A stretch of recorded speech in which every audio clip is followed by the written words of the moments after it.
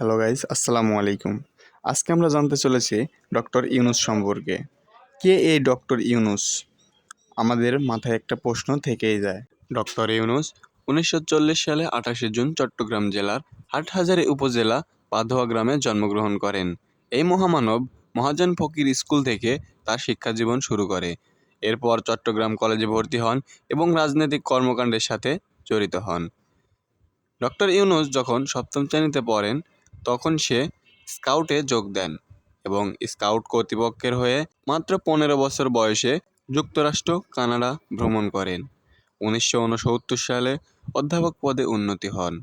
Doctor Yunus বিভিন্ন দেশের college থেকে 48টি সম্মানসূচক ডক্টর ডিগ্রি অর্জন করেন এবং তিনি একটি গ্রামীণ ব্যাংক প্রতিষ্ঠা করেন।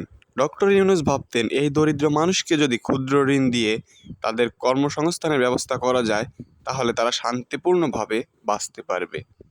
তিনি বুঝেছিল বাংলার মানুষ খেটে খেতে জানে এবং সে মনে করত যদি এই বাঙালিকে অর্থের সাহায্য দেওয়া যায় তাইলে দরিদ্র মুক্ত হতে পারবে।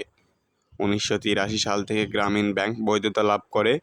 ডক্টর ইউনূস এই পরিকল্পনার মাধ্যমে ভাগ্য পরিবর্তন করতে শুরু করে, কেননা এই লোন নিতে কোনো জামানত লাগতো না। ডক্টর ইউনূস তখনও বাংলার মানুষের পাশে ছিল, এখনও সে বাংলার মানুষের পাশে এসে দাঁড়িয়েছে।